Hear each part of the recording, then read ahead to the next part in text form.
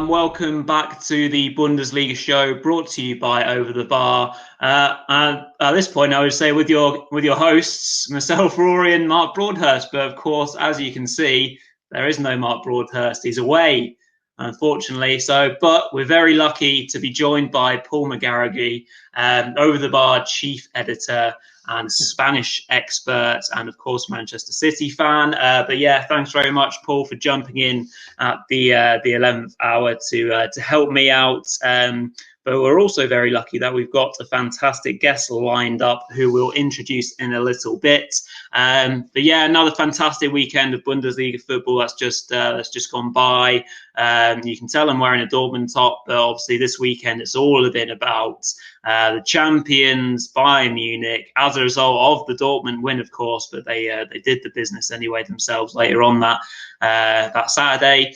So we'll be talking all about the champions and all the key games in terms of the top four race and the relegation race. So Paul's just going to very quickly go through the results of Matchday 32, and then we'll introduce our guests. So yeah, Paul, over to you for the results. Thanks very much, Rory. I will try my best to fill in for Mark here, so bear with me. Obviously, on the Friday night game, it was a 2-1 win for Stuttgart over Augsburg.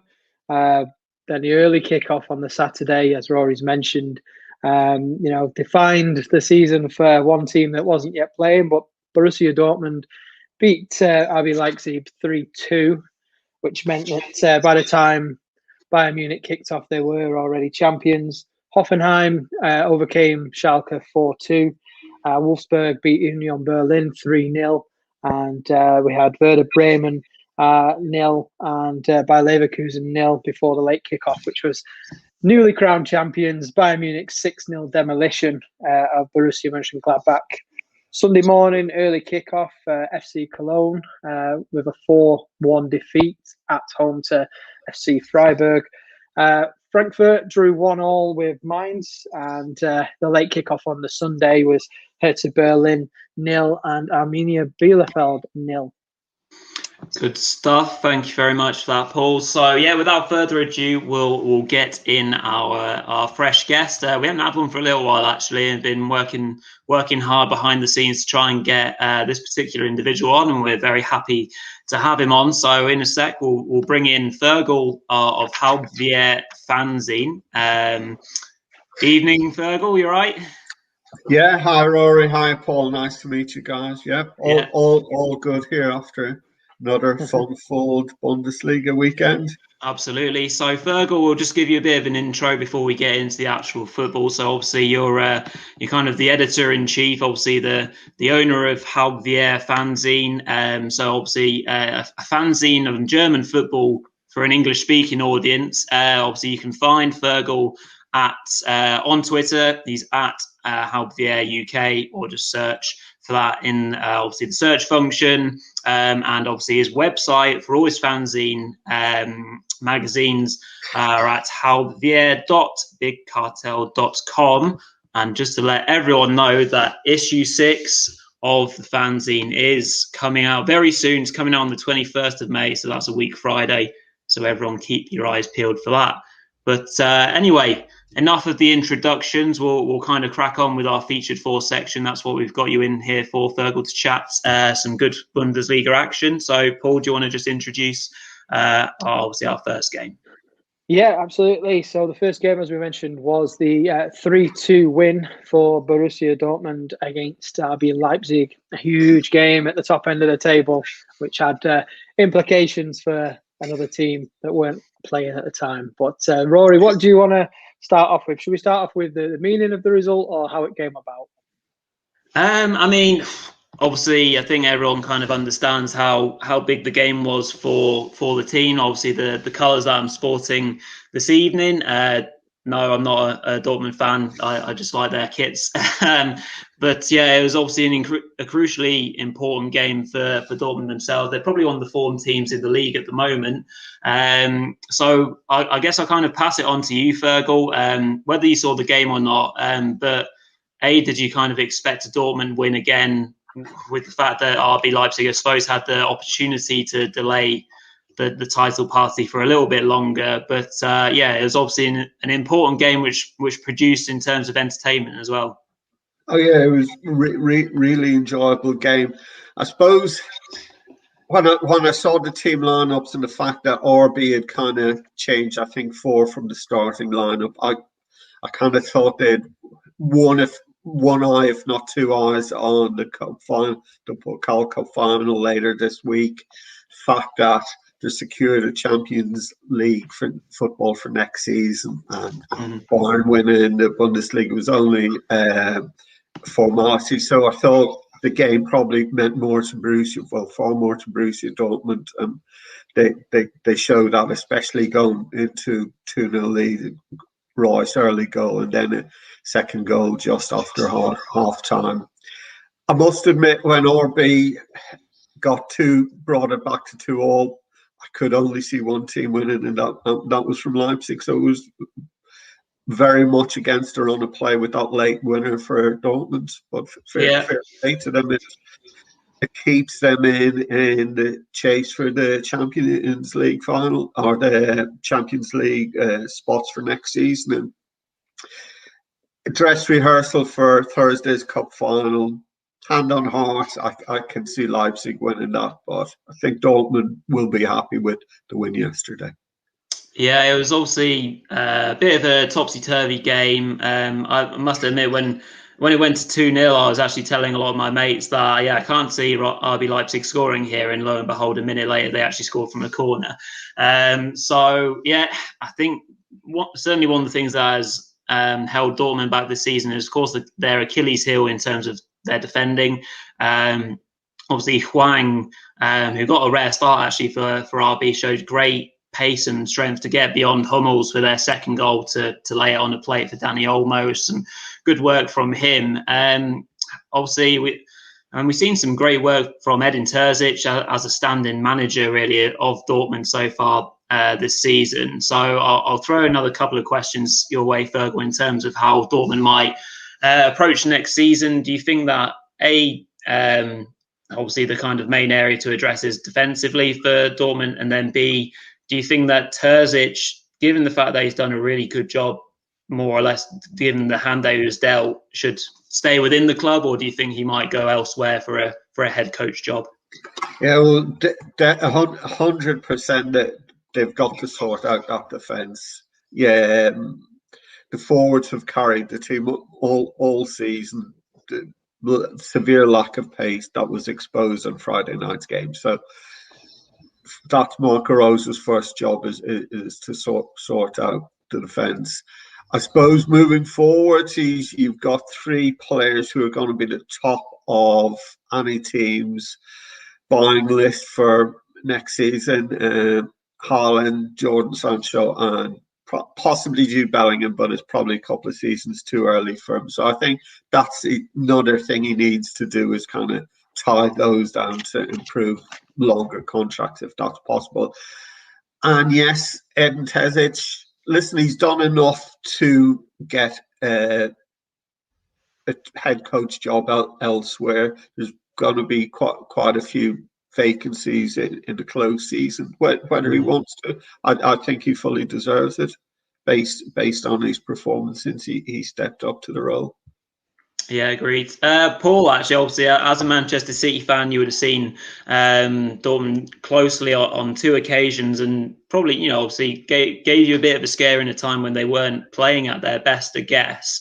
Obviously, what do you think about the side going forwards? For a start, do you think they'll have enough to win the DFB Pokal? Obviously, they were top.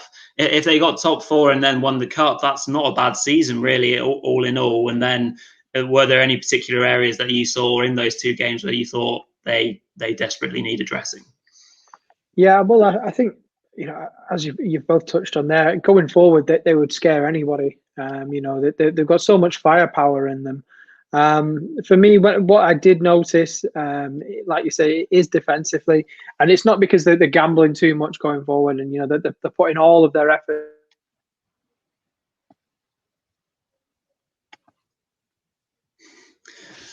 Seems like we've lost Paul there for a moment. So whilst he's kind of sat there frozen for a minute, we'll kind of touch on RB Leipzig a little bit then, Feargal.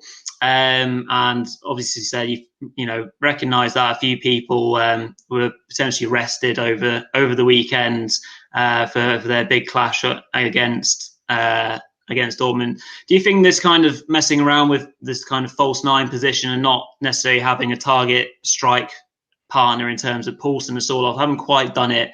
Yeah. Do you think that's something they need to address going forward?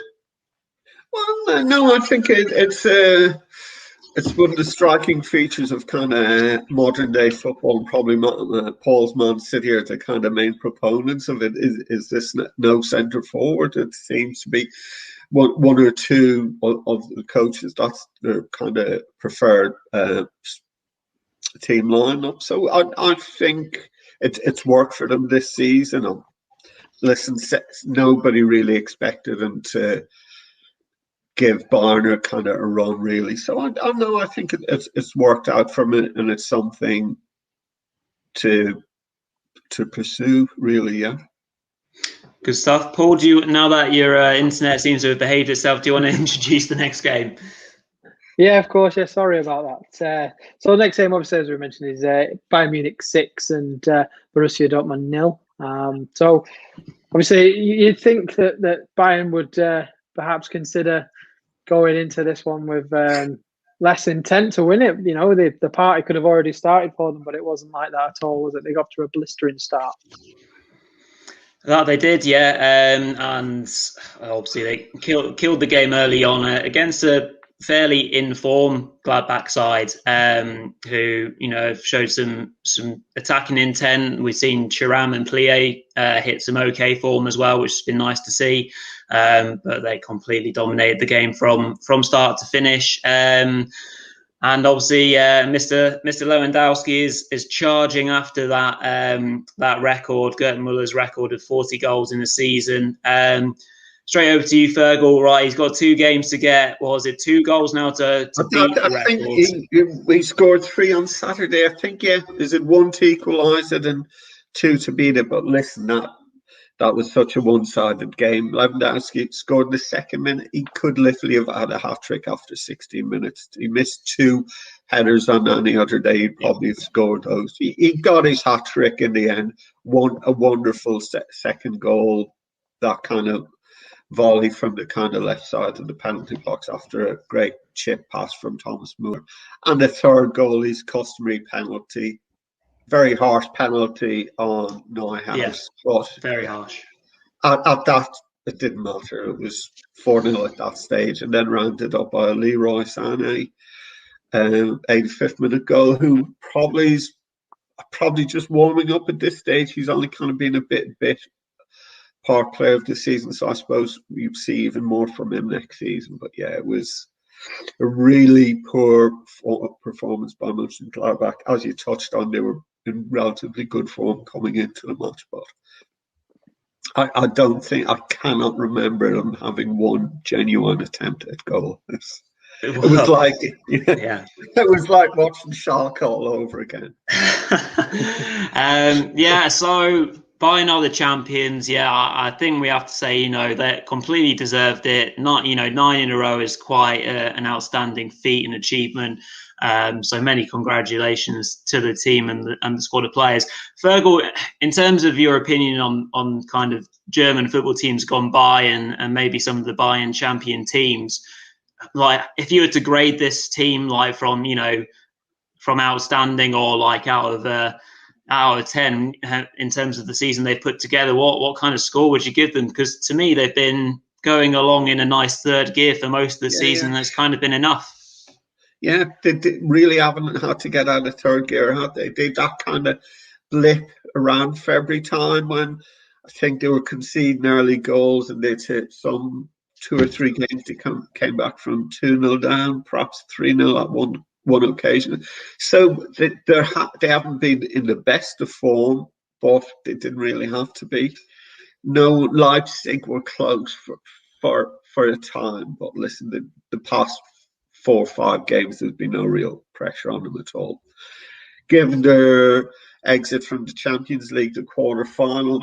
They'll probably, from the fact that they're not in the Pokal final, they'll probably look at it as one of the least successful of the kind of 9 seasons, but they've been head and shoulders above any other team. Yeah, and a question for you both, actually, because it's interesting to get perspective, certainly from Paul looking outside in, and yourself, Feargal. With the moves that we've now seen, obviously, we've seen Nagelsmann now go over from RB into Bayern, and we've seen them sign Upamecano, who in theory is their strongest defender from the second best team in the Bundesliga.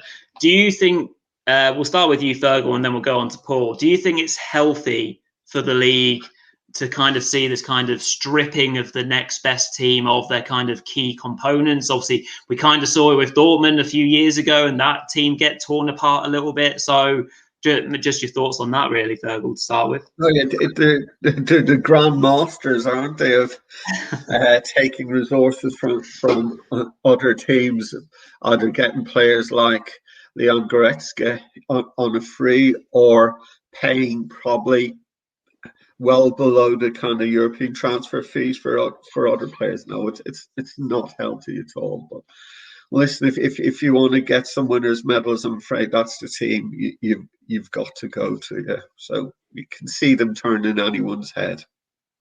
Yeah, Paul, your thought. Hopefully, we won't jinx you and you'll freeze this time. Yeah, let's touch wood. I agree. I don't think it's healthy for the league, but then also, how do you combat it? They're very clever, you know, in the sense that, like Feargal says, they don't ever tend to pay large fees for a player. They got Leroy Sané for, well, it was about 50 million euros in the end with all the add-ons and such, but he'd already ran down his contract, and for a player who was in such great form when he was at City before he got the awful injury, you know, that's only a snip of his actual market value. And like Feargal touched on before as well, with Sané in particular, he's only just warming up. He's still of a good age, and he's only going to get better. But from Bayern Munich's point of view, it's smart business. How do other teams compete with that? How do they prevent players from leaving and going to Bayern Munich on a free? And how do you keep the league competitive? It would require some sort of, I don't know, maybe even constitutional change to try and balance the power. I don't know how you would address it, but it's not healthy for the league. We see it in other leagues anyway. You know, Juventus have made careers out of it, and same, because to a lesser extent could probably be said of PSG, though their market reaches so much further with the resources they have. I don't know how you would deal with it if you're a fan of any other club except Bayern Munich, but it's not healthy for the league. Very much so, but end of the day, yeah, Bayern are champions. Very well done to them. But we shall move on anyway. So yeah, the third game we're going to cover is Paul. It's FC Cologne's defeat to Sport Club Freiburg, 4-1 in the end. Probably a disappointing result, I say, for Cologne fans. But maybe you want to talk us through how this unfolded. Well, it's a very interesting one, this, because obviously today, as we're recording on Sunday, obviously the show comes out on a Monday evening. It was kind of relegation Sunday, wasn't it? A lot of teams involved in the relegation battle were playing on Sunday, and we started off with Cologne hosting a team that didn't really have anything to play for, and that's exactly the reason why certainly me and Mark in the preview show, in our prediction show, went for a win for Cologne. Captain Fantastic Hector had been kind of pulling them through the mud a little bit at a time where we thought they were pretty much gone. But yeah, this felt like a big game for them, and obviously we'll go to a key point and come over to you, Feargal, at a time where they got themselves back into the game and win a penalty, and Andre Duda slips and then and knocks it over the bar. That, I mean, is that the season? Is that Cologne's moment gone? Listen, the next game is against Hertha, so that is a must-win game now. Yeah, if this wasn't a 4-1 game, it could have easily been 2-2. But listen, Freedom Funkel must be pulling his hair out. Those two Freiburg goals were dreadful defending for both goals. They got back into it straight after half time. They brought on his name slips my mind. Jacobs, I think it is. The substitute that came on in half time, set up the cross for the first goal, then got the penalty for the second one. And I suppose it reminded me of John Terry's miss in that Champions League final when he kind of slipped. I think the penalty went to video assistant referee, and it must have been delayed for 3 or 4 minutes. So I'm sure there's God knows what is going through the player's mind at that stage. I thought it was a penalty straight away. I didn't know why the video assistant asked the referee to go over and have a look at it. It's very rarely the ref goes over, has a look at it, and upholds his original decision. Thankfully, he did in this case. But yeah, 2-2. If they got back into it, 2-2, they could have easily won it. But yet, then they threw everyone in attack and conceded two late goals for a 4-1 home defeat. This was after Freiburg losing 3-0 to Hertha during the week. They obviously didn't do the fellow relegation candidates any favour. But I think it's the next game. Hertha away, a must-win game, perhaps, if they win that. And then they've got Schalke time the last 8 seasons. So that's a 3 points gimme. So we shall see. Yeah, absolutely. Obviously, this will probably be the only relegation game that we touch on in the featured 4. So, Feargal, I do like to put guests on the spot. So, with obviously 2 match days to go, and we've got obviously Schalke gone, Cologne holding that second automatic relegation spot, and Bielefeld after the draw with Hertha in the playoff play. So, do you think it'll stay as is, or do you think Werder, obviously their form is horrific? Werder got a draw yesterday, so it was probably 1 point game. I think Hertha's next game is Schalke. In midweek, a kind of rearranged fixture. Assuming they win that, they put more distance between themselves and Cologne.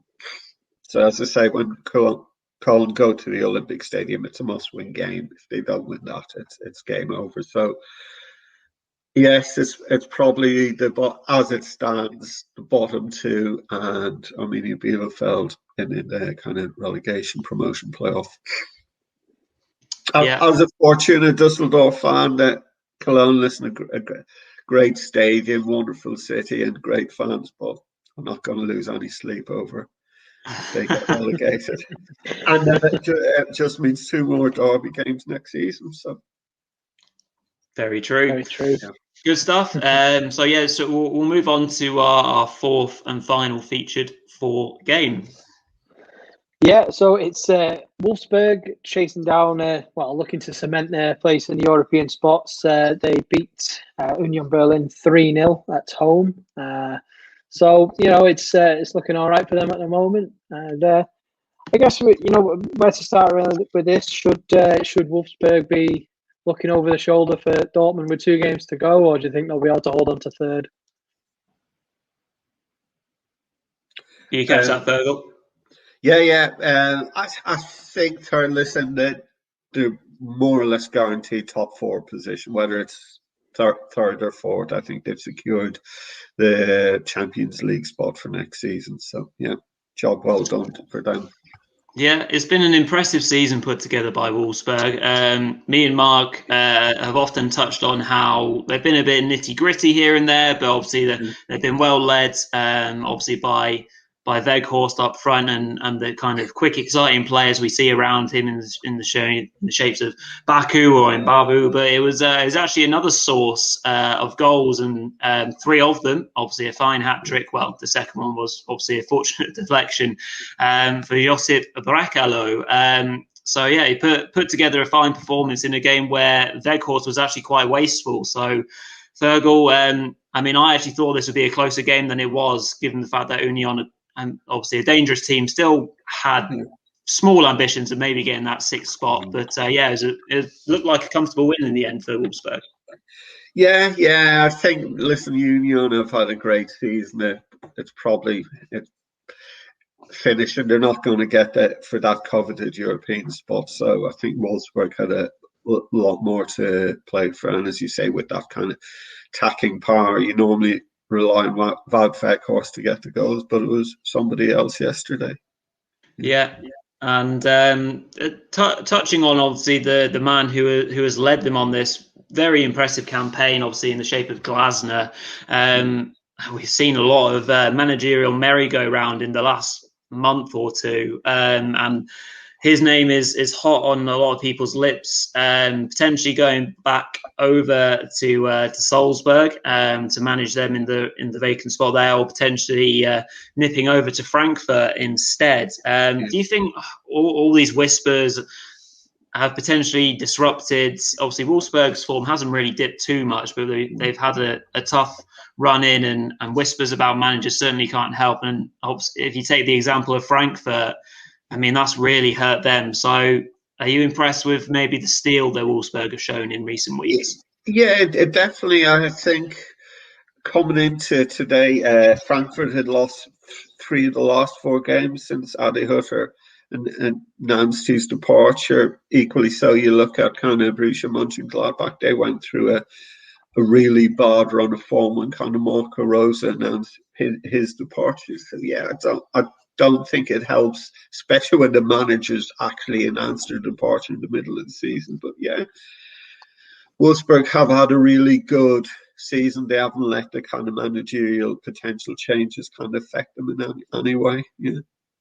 Yeah, they have put together a very impressive performance in the season so far. And obviously, just to touch on Union, obviously in terms of the match, they had a few chances. The hat-trick hero of a few weeks ago, Paul Jampo, missed a few good chances actually. I think he kind of slipped a few times when striking the ball with a few chances. But they put together an incredibly impressive season. Obviously, the best team in Berlin as it stands, seeing their not their great rival, shall we say, in the form of Hertha struggling at the other end. So, just any thoughts, Feargal, on what you've seen from Union? Are you a fan of the way they play and the way that they've kind of gone about this season? Yeah, definitely. Listen, they're given that it probably, with all the fans in the stadium, it was probably the kind of one of the most intimidating venues to play in the Bundesliga. So the Geisterspiel's obviously has taken a lot of way away from their home performances, but they've done really well, and they've strengthened their position in the Bundesliga. So they're probably here for a few more seasons to go, and could potentially, unlikely, but possibly be the only team from Berlin in next season's Bundesliga. Who knows? Yeah, very true. And who knows, a potential Europa Conference League spot. I mean, who knows what this third competition is going to be like next season, or how it's going to shape up. But they could have a European tour on their hands. Yeah, I think they were in Europe once before when they lost that. I think they lost the Pokal final to Schalke, perhaps, and Maybe. They ended up in Europe. 20 years ago now. I don't think it went very well yet, but yeah. Yeah, good stuff. Does anyone really want to get into that third tier European competition? Wow. Yeah. No, I mean, who knows what? Yeah, how it's even put together. I've not done too much research on it, but if they're lo and behold, if it falls to them, they can maybe win a trophy. That would still be good. But anyway, so that kind of brings to a close the featured 4 section in terms of the match analysis. But obviously, before we let Feargal go, just want to talk to you and ask you a few questions, Feargal, obviously about your fanzine, and first easy question is where it all kind of came from, and do you want to just tell us a little bit about kind of how you came about to create? Yeah, listen, I've spent many years ago, I've kind of spent one summer in Dusseldorf, and I've kind of followed the Fortuna Dusseldorf ever since then. I've always had an interest in kind of German football. The last couple of seasons, I brought my 2 boys over. We used to go over 2-3 times a season, been to quite a few grounds. So I've always loved it, like the kind of in the stadium and outside the stadium, the fan experience, there's so much for especially kids really to enjoy compared to the Premier League. We've got season tickets at Everton, so.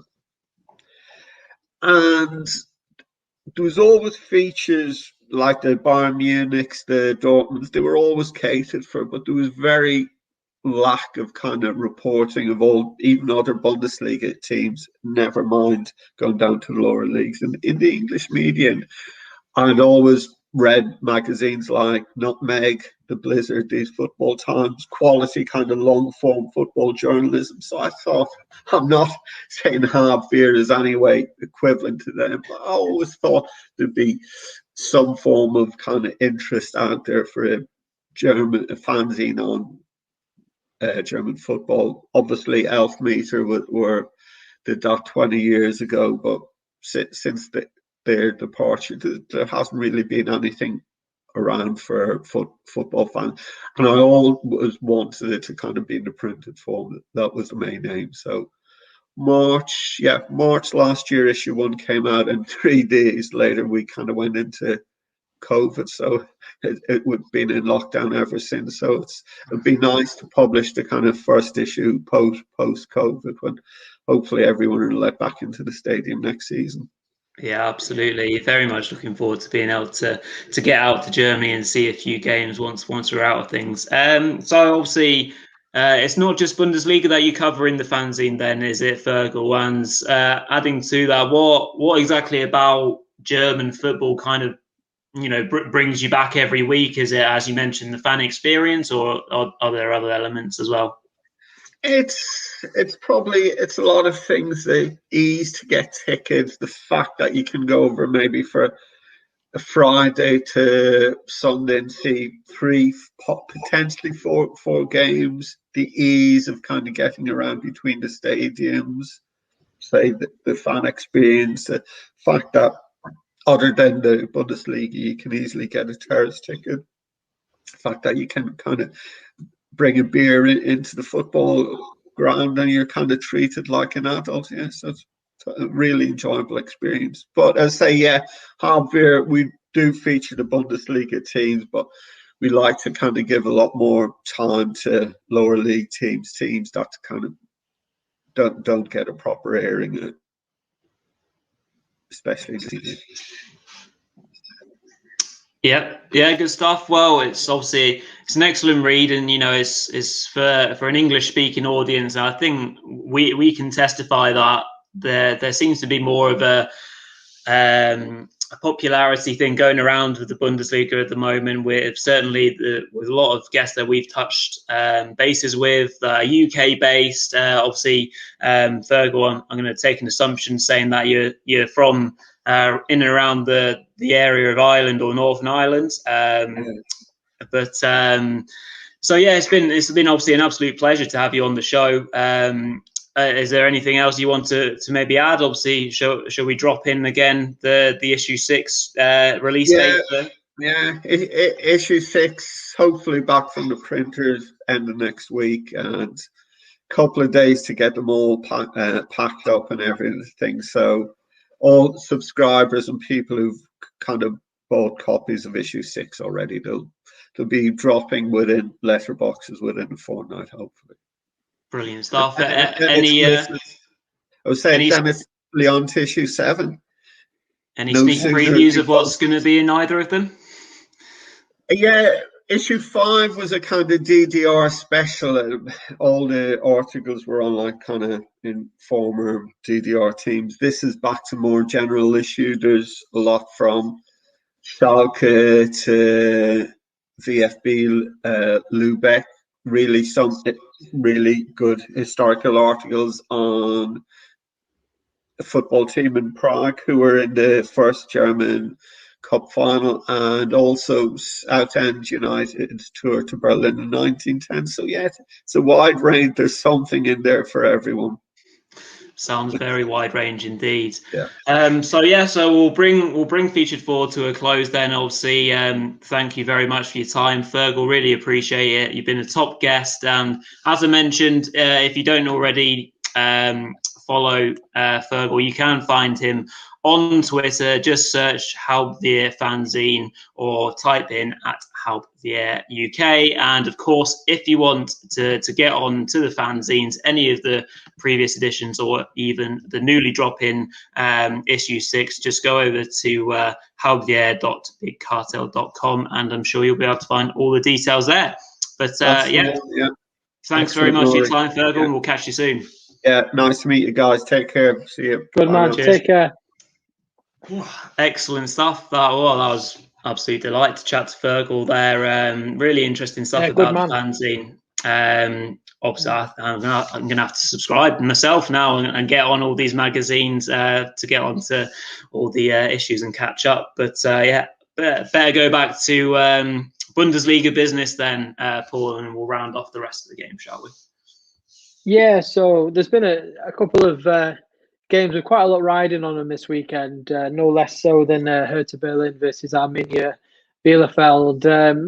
In terms of scores, though, it drew a blank, but the significance of the result shouldn't really be understated, should it?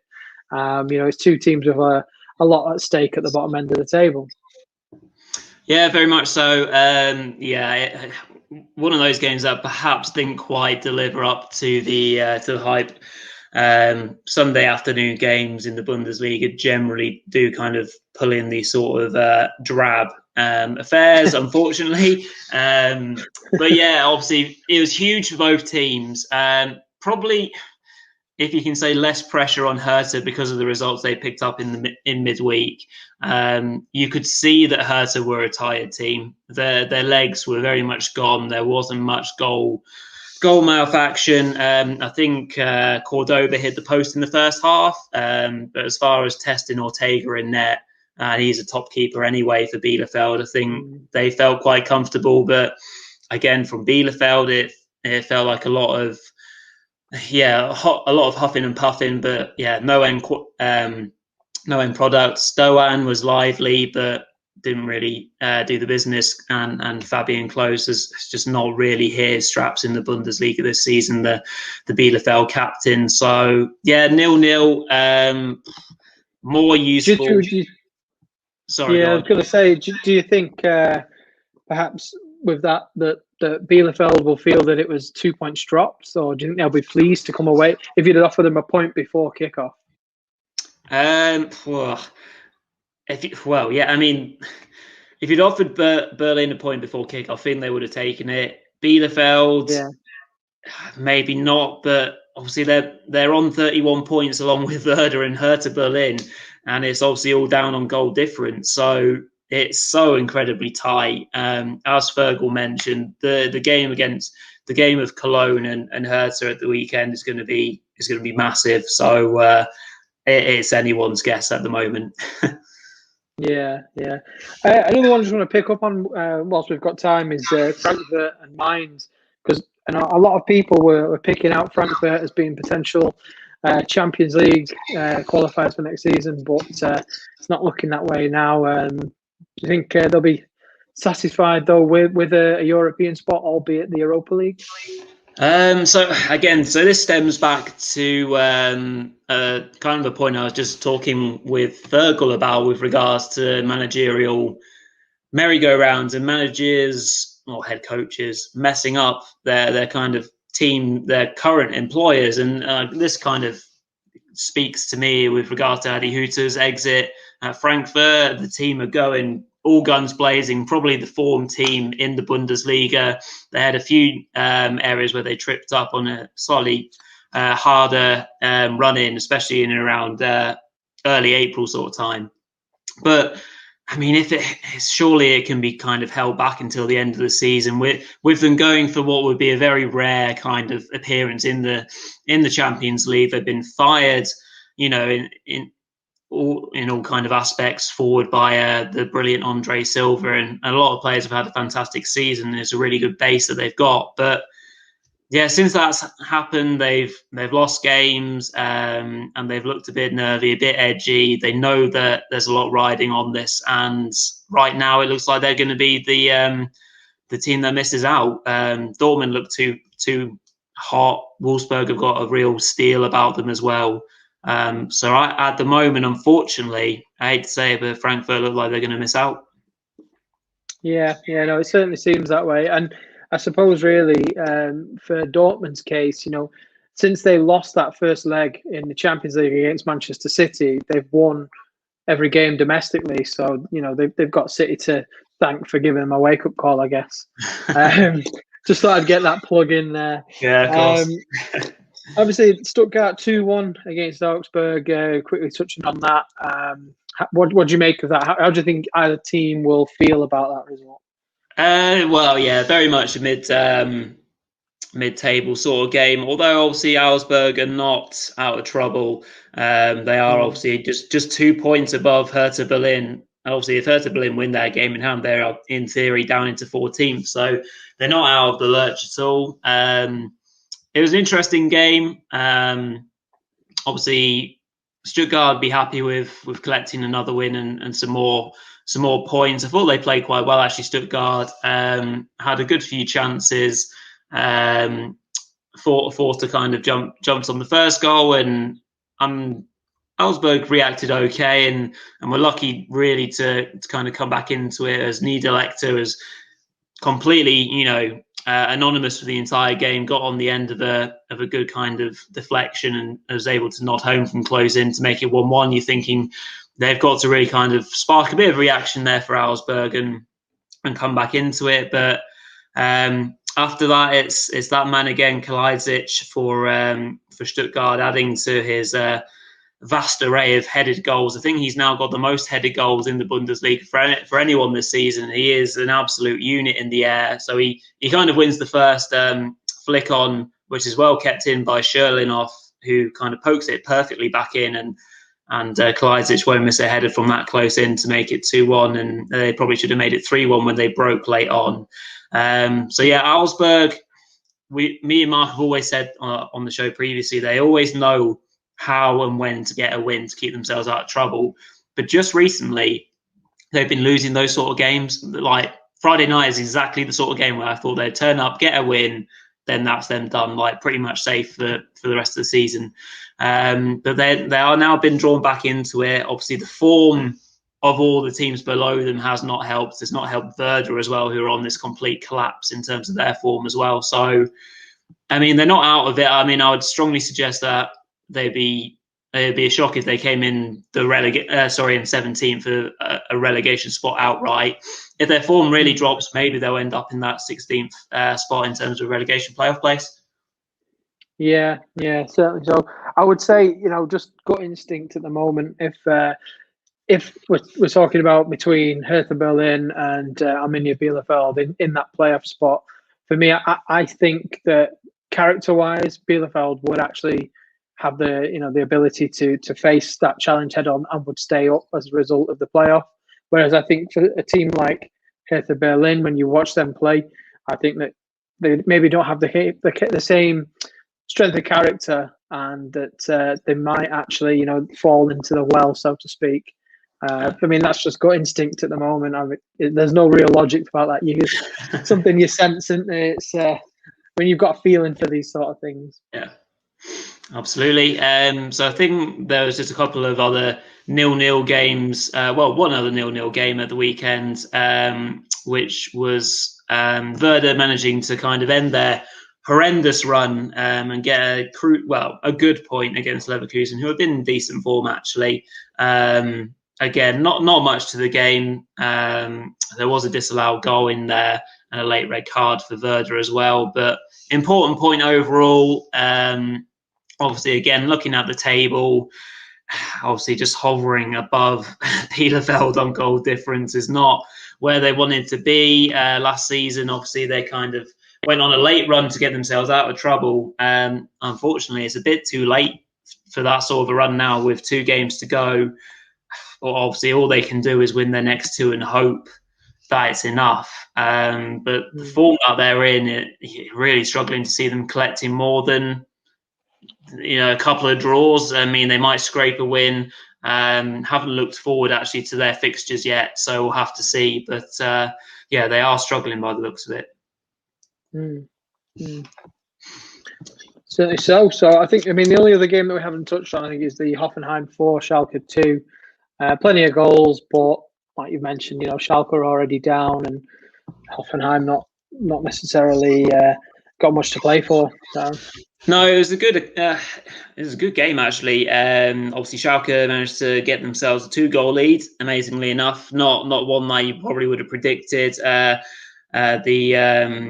former Arsenal defender Shukran Mustafi popping up for a rare goal. Well, his first goal actually in Schalke colours. It was actually a nice header from a corner, adding to their first goal. Going in at half-time 2-0, you're thinking a bit of sunshine, a bit of light for those poor Schalke fans who have endured a terrible season. It's been very depressing for them all. Obviously, Greg, who we've had on the show, I'm sure would have been cursing his luck whilst watching those 20 minutes after half-time unveil as Kramaric led the way. An impressive spell of football, actually, starting with his free kick, making it 2-1, corner 2-2, and then the two following goals came very quickly as well. Baumgartner, a header from a long free kick, again, like someone like of his size and stature thinking shouldn't be scoring headers. And then Bebu was able to finish off a nice team goal to make it 4-2. So, a good win for Hoffenheim. Another morale-sapping, soul-destroying loss for Schalke, who just obviously want the season to end as soon as possible. They'll be pleased to say that I was about to say they've only got 2 games left, but of course they've got 3 because they've got to play Hertha Berlin still. So can they have a say in the relegation race? Can they do a number on Hertha? Can they help out all their other fellow relegation strugglers? My theory is no, but we'll have to see in midweek. But I think that's it anyway for the football. It's been really enjoyable to have Feargal on and talk Bundesliga and talk about this very important match week in the Bundesliga that I've seen Bayern Munich crowned as champions. Well done to them. The race for the top 4 and the relegation race is set to continue into the last 2 weeks. That's fantastic that we still got so much to play for. Obviously, my thanks to Paul for stepping into Mark's shoes and doing a fantastic job. Very much appreciate you helping out, Paul, and we were able to do a very nice show. But we'll just finish off by doing the usual bits. This is Mark's bit, so apologies if I don't do it as well as he does. But if you haven't already, obviously subscribe to the channel. Please do so. We're bringing out more content week on week. And as you can see below, please also visit the Over the Bar football.net website. That's got everything on it, from all the articles, all the home pages for all the podcasts, and you'll see all sorts of breaking stories and stuff like that on the website. So go check that out. And of course, if you haven't already, go drop us a follow on Twitter. It's at OverTheBarFB. You'll obviously see all the articles coming out on there as well, and all the links to the YouTube shows, including the League One show. But that's it for this week. So Mark will be back whenever he decides to come back from his jollies. So it's goodbye from me, and thanks very much, Paul. Cheers. Thanks for having me.